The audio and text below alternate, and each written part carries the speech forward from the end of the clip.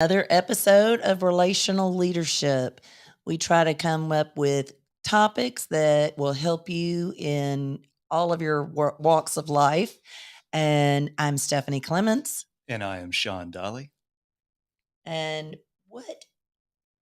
tell us what the topic is today. Today, we are going to talk about difficult conversations, those things in the workplace that you would rather not engage in, but you recognize that until you have that conversation, whatever the underlying issue is not going to resolve itself. So we're going to get into that, maybe share some personal stories, always leaving out the names to protect the innocent and not so innocent. And not so innocent, yeah. That's right.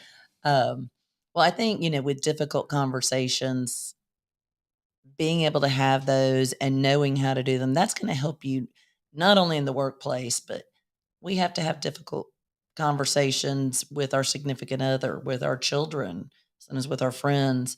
So it really does carry over to every aspect. Sure. Yeah. I mean, at the end of the day, whatever their title is, whether it's coworker, follower, teammate, son, and they're people, right? Right. Those are Right. God's children behind those titles.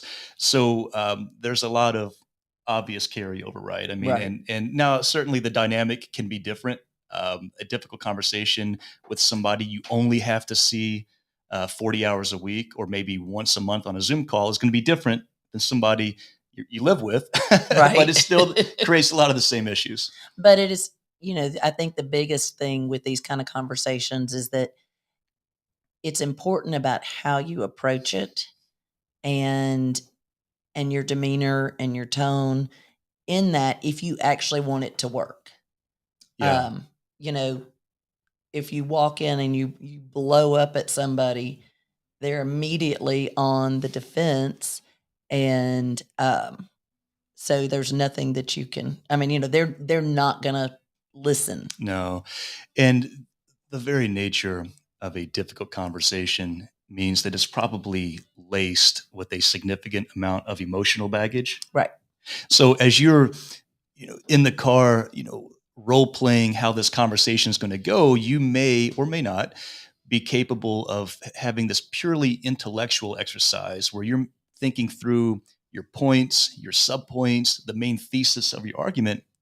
But the second you are sitting across from that person, both you and your counterpart are going to have emotions that are going to be, I dare use the word triggered, based Right. on the nature of the conversation. So no, I totally get it, and which is why it's one of the more unpleasant things, Right. that we have to do, workplace or even in our personal lives. So yeah, it's two conversations come to mind, very quickly for me. And, one was very recent where I had a boss tell me information that kind of it was very disappointing to me. And I sitting here thinking, well, this isn't what you told me before. This isn't and feeling upset. And I sat and I listened through it. And sometimes you have to take some time before, that conversation may not be the time for you to fully share those thoughts, because I actually needed some time to process. That's right. And go through the initial emotions. And then I had to think about, do I just not say anything and go on about my way and this is how it's going to be, or do I go back and explain how it made me feel and how I feel it affects me and things like that. And that was a tough one. I don't think any of us are really built for conflict, although there's a few people I think they really do thrive. In the absence of drama, they'll manufacture it, right? But I definitely try to avoid conflict when it's possible. And so I did have to go back, and I decided, otherwise when we don't talk about our feelings and we bottle, resentment grows. Sure. And then that doesn't create a healthy relationship anymore. Sure. Sure. So I did go back and talk, and in a very, so that when, like I said, the emotion was out, and I Mhm. went back and I said, I have to be honest with you, this really disappointed me. And I feel like you had said some of these other things in the past that led me to believe we were going to do Mhm. this. Mhm. And I'm struggling with getting, the Yeah. reasoning and whatever. And as it worked out, I mean, we really did sit down and they explained, he explained that issue, but we also came up with a compromise. Okay. And so it worked out better. Instead, I could have gone back and just been mad and accepted Sure. and been just irritated and it messing up my work relationship. Well, that exactly, and you could probably use this analogy in different contexts.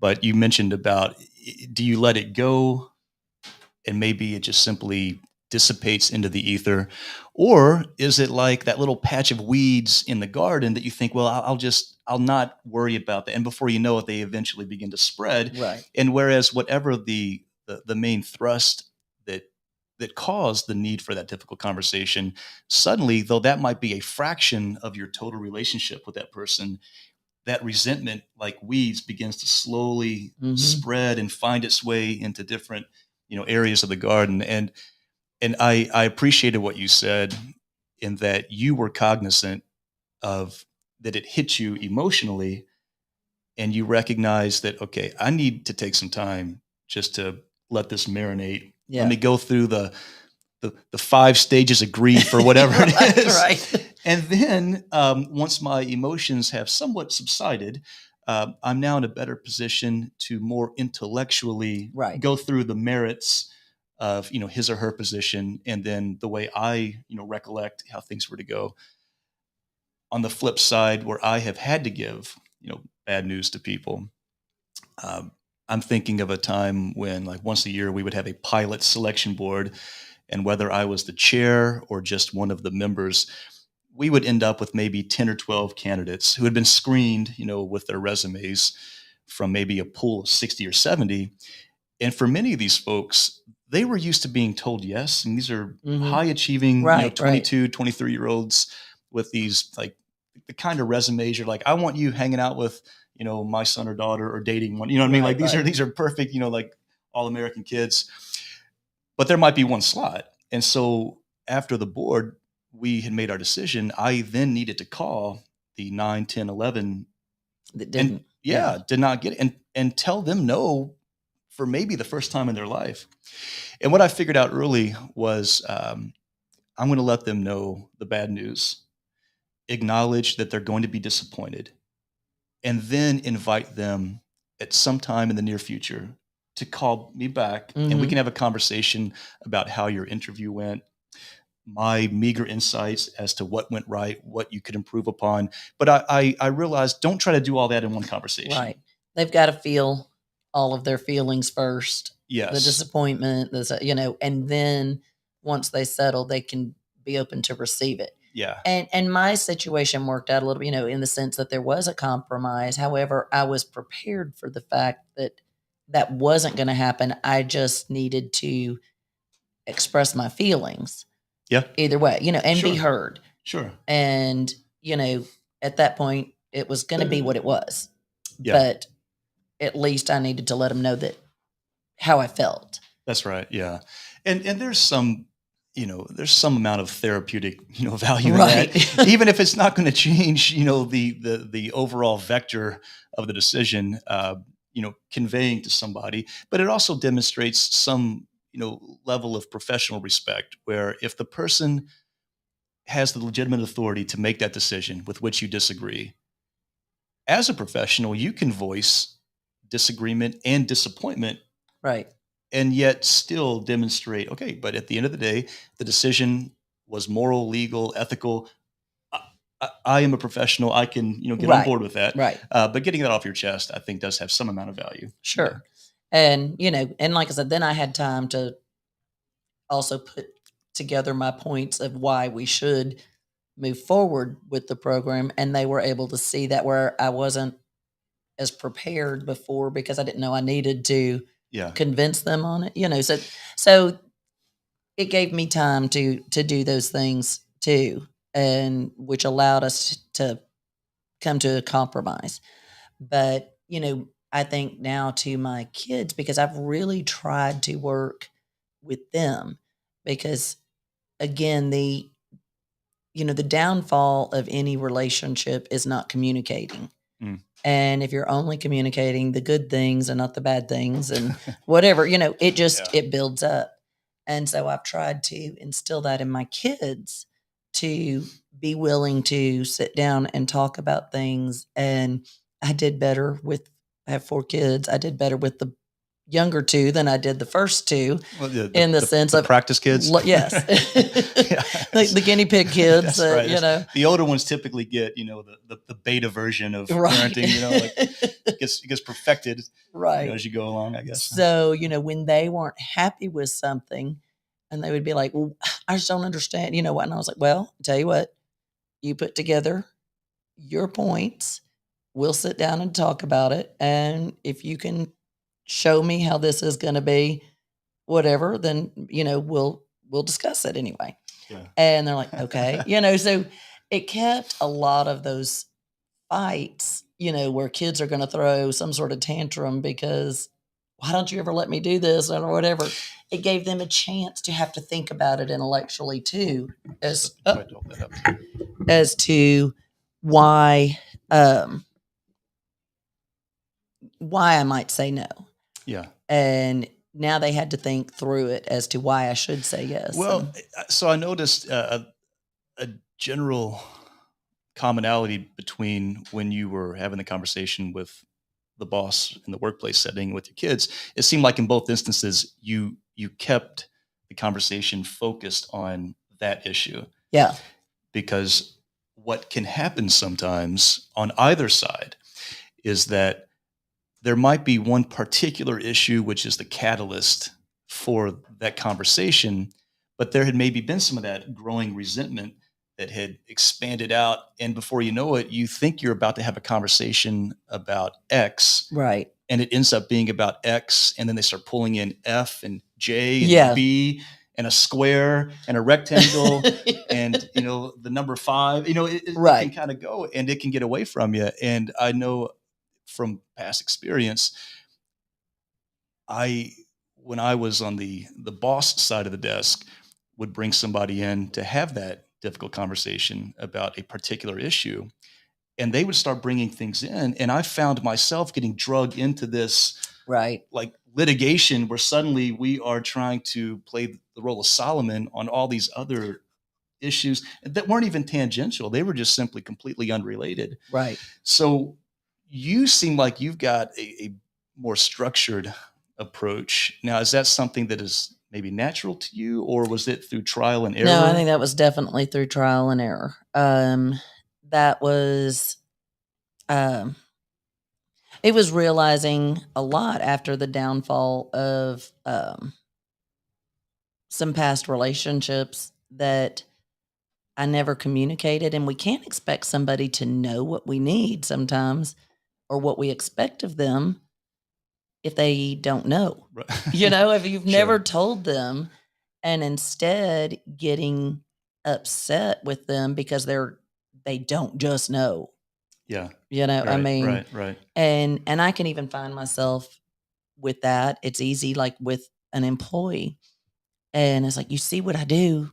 Just do those things," but Yeah. if you haven't explained it, Sure. Yeah.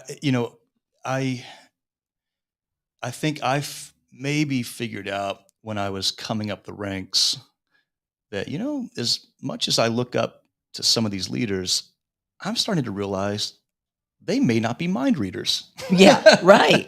Because to some degree, perhaps it's just, youth or naivete. You maybe presume that the people up the chain must be special, and therefore they surely understand my hopes and fears the same way I do. And they don't. Right. They really don't.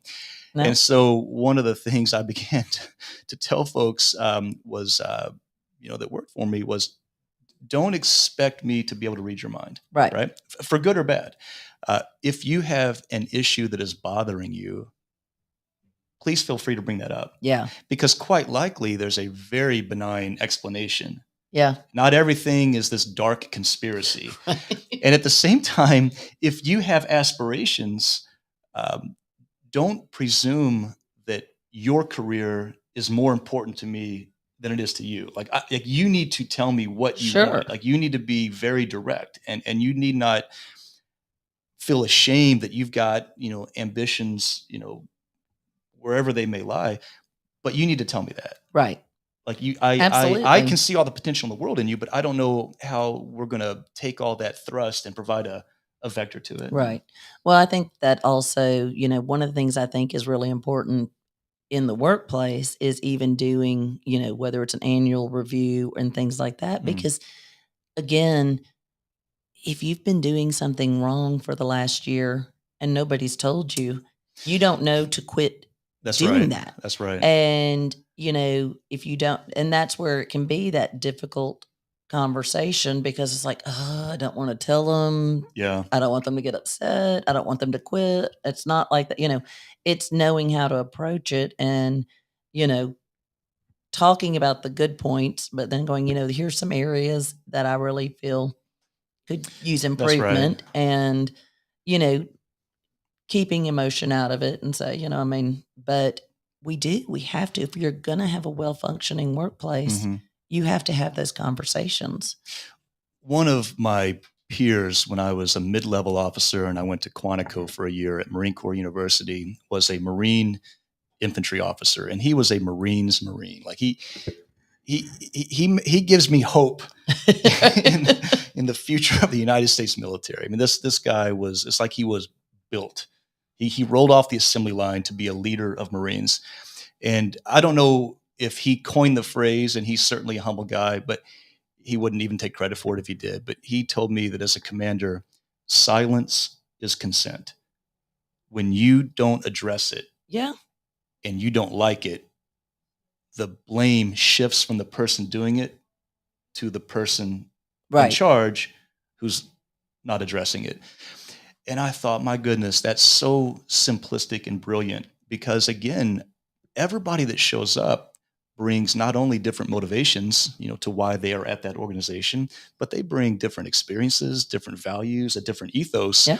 And therefore, we sometimes make the mistake just because we're busy. I don't think it's because we're lazy, but we implicitly kind of project our worldview and our values onto other people. Sure. And so when you see them doing things that are different than how you would do it, you think, now that's weird. Like, why would they do? I would never do that. Yeah. Well, they're not you. Right. And until you bring it up in whatever appropriate manner you deem, don't expect it to change. Right. If they're doing it, it has inertia and it's going to continue until acted upon by the outside force, as they say in physics. So. Well, and another reason that we need to be willing to have those discussions is if it is something that you don't want as commonplace in your workplace, what they're doing is going to be seen by other coworkers, and it can either spread that way or there can be resentment from other coworkers because Absolutely. they're not doing it right, and why are they getting away with it? And so it is important as that leader to catch things early on, address it, and help them get on the right path. Yeah, that's right. And you hit on a key point in that it's not just the particular behavior of the, let's call him or her, the offending employee. By you not addressing it, other people see that. And now the problem is confined to whatever it is, but it's creating this broader problem. Like, man, so let's just say that the issue is tardiness. Okay, let's say that it is clearly established that 8 a.m. we all need to be here. Well, if somebody routinely rolls in at 8:03, 8:08, the majority of other professionals are not going to start coming to work late because they don't need a boss to tell them to be on time. Right. They will show up on time.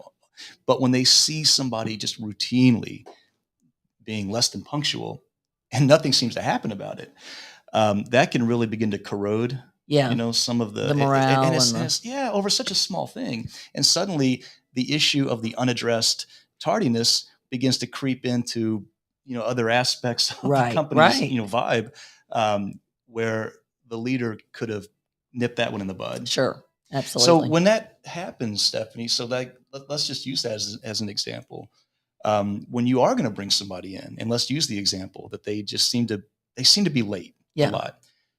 How does that conversation go? When you have somebody, so this is an adult. Okay, this Yeah. is a workplace professional, and you've got to bring him in and give him a little bit of a talking to. What does that look like? I think that is, again, I like to start with things that I see them doing well, Okay. but say, but there are some issues here. I'm seeing you come in, anywhere from 5 to 10 minutes late. And while that doesn't seem to be a big deal, you know, our starting time is 8 o'clock. And it means you should be here and ready to work at 8 o'clock. So, what can we do to help you with that? Is there something going on Mm. in the mornings? Is there something, because, oh, traffic gets bad. And I'm like, okay, let's discuss.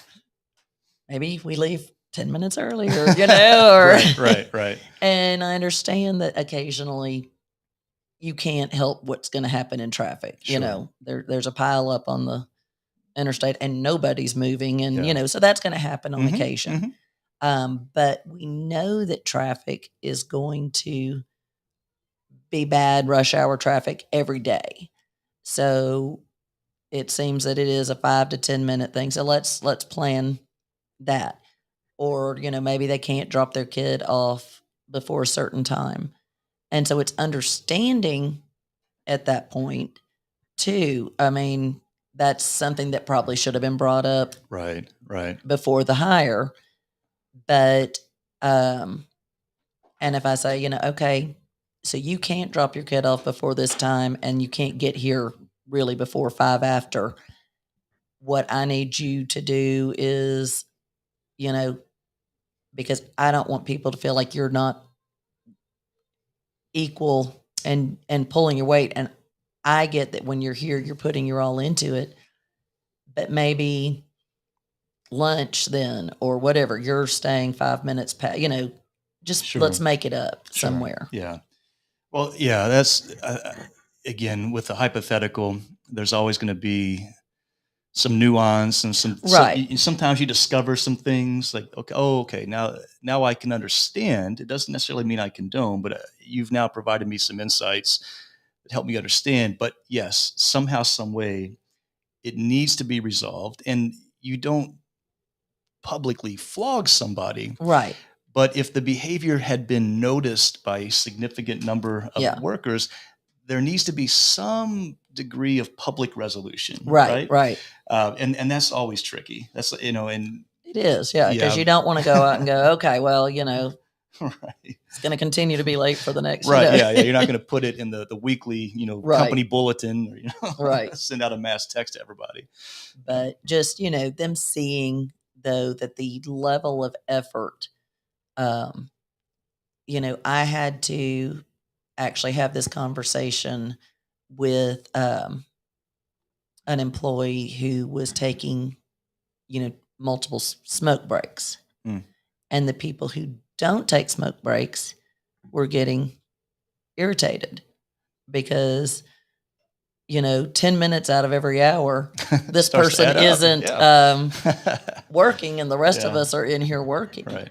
And so, I did have to have that conversation that, there's going to have to be fewer of these. And, you do get 2 10-minute breaks through the day and then a lunch hour, but we're going to have to try to limit that. If you need to wear a patch, if you need to wear something to get you Yeah. through. Smoke 2 cigarettes at once. Right. Transition to chewing tobacco. Right. But something that, helps because it was, I was Yeah. having other employees who were getting Yeah. irritated because they're Yeah. like, we're here working the whole time. Yeah. They're still making the same amount of money and they're still, everybody's Yeah. getting paid for the same hours. Right. And again, that's where the problem that is being caused by somebody eventually results in the leader being the one that people's animosity is directed Right, towards. Like, right. why won't she do something about this? Yeah, And you can't be everywhere at once, and sometimes you don't see these things. sure. Maybe, but they do. Right. They're they're watching. They're not only watching the behavior and the, again, I'll use the word offending individual. They're watching you. Like, Yeah, well, okay, what is she going to do about it? right. Uh, when you said something earlier about perhaps trying to lead with some positivity. Mhm. Um, yeah, I I go back and forth on that, Yeah. depending on the nature, right? Sure, and it depends on how irritated I really am. That's right. That's right. Because bosses are people too, right? Right. Even leaders are allowed to have emotions. So I feel like there's a spectrum of difficult conversations. Yeah. There's the quick pull somebody to the side. Hey, if you could please not use that language in meetings, that'd be Sure. appreciated, right? Then at the other extreme is, have a seat. This is Detective so and so that's going to be investigating the case because you've been embezzling from the company, right? So Right. there's a spectrum of difficult conversations. Um, when I would have those annual performance reports, and I would sit people down and we would go through, the body of work. Uh, they always had plenty of wonderful things, right? But I would always use that opportunity after I had sincerely, brought out the wonderful things they had Mhm. done to provide my humble insights as to things that I thought they could do better, Sure. right?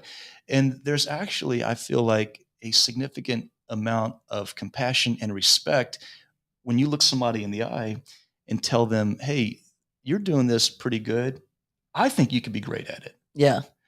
Some people struggle with any sort of feedback that could be even remotely critical. Right, right.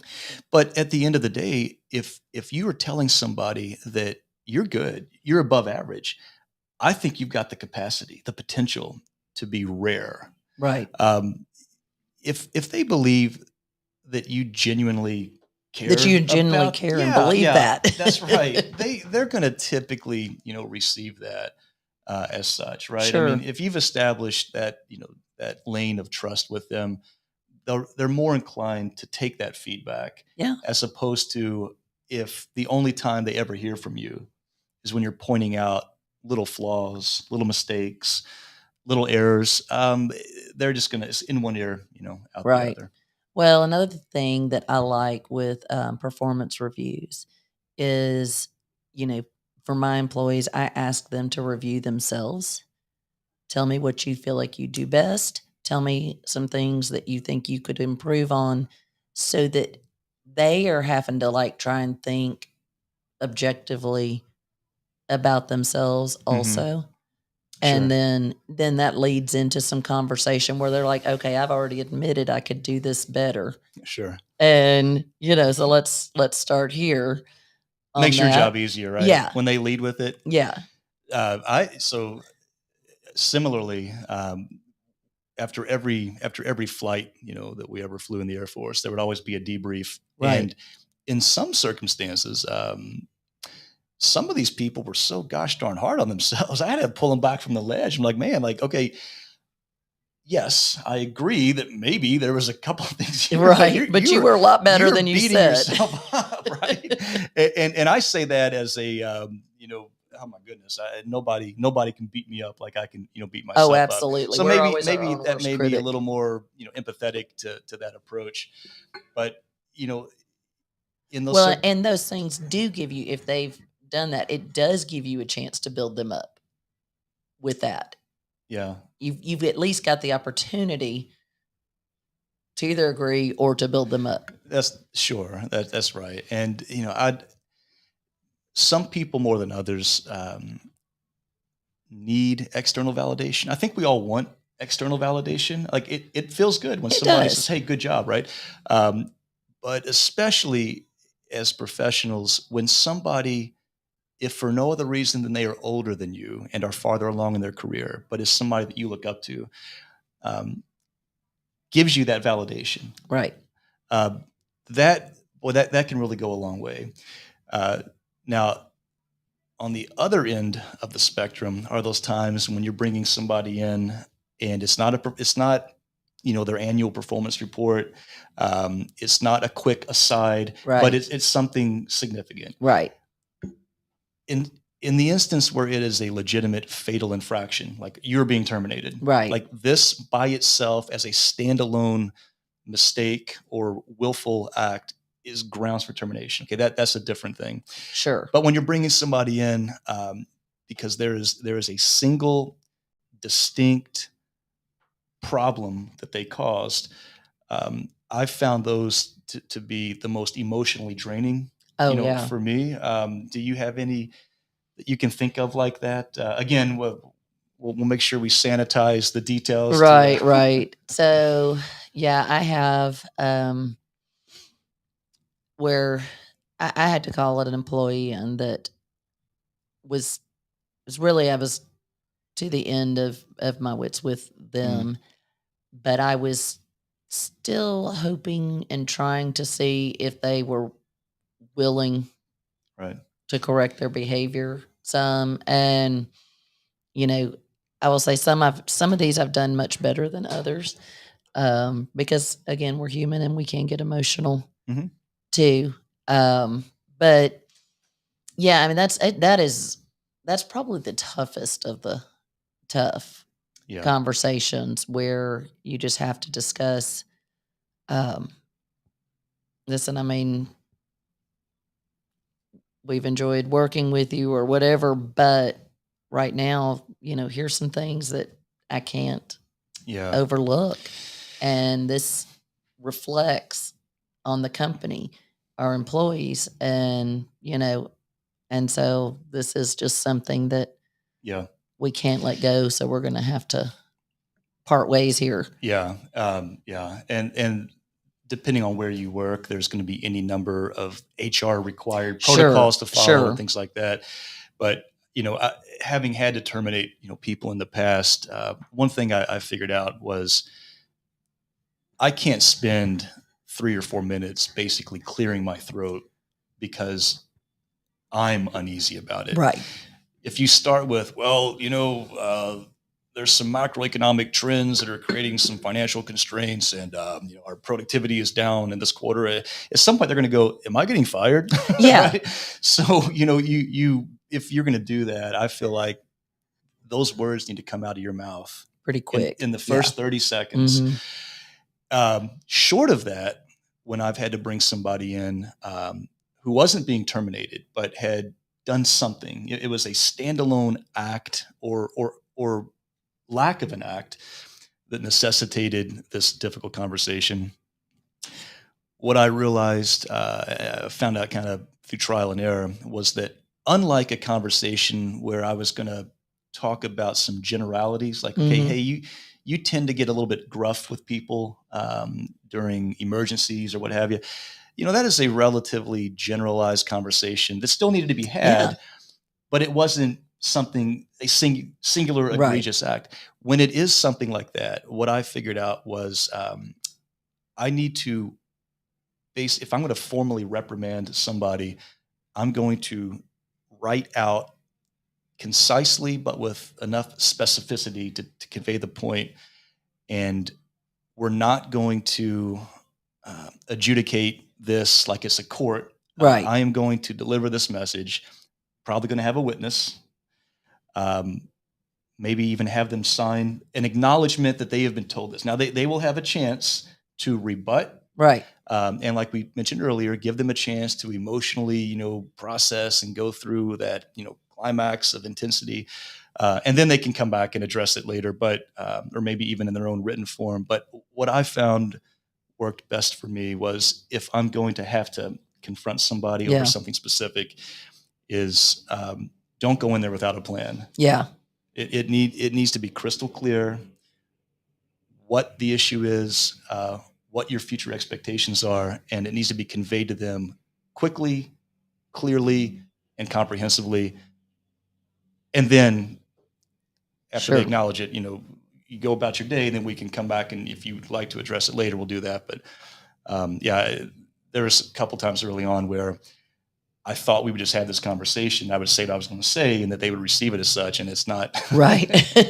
I mean, Not how it's it an works. emotional thing. Again, emotions get in the way, whether it's at home or at work or whatever. But we are just about, I think, out of time. Boy, it goes by quick. But it is. I mean, we could, as you're talking, I mean, lots of other things coming into my head, and I'm like, we're at the end of our time. But Sure. we appreciate any of you who joined in. And if you like this, we would appreciate you liking and sharing it. You can find us now on Spotify. So, Relational Leadership on Spotify. So, we would love for you to, share it with friends and family, and give us some feedback. And as we move forward with new topics, if you have questions that you would like us to address on these, feel free to put those in the event or message us. And, we would love to have some of your questions as we're going forward. Absolutely. So thank you again for joining, and we will see you next week. See you next week.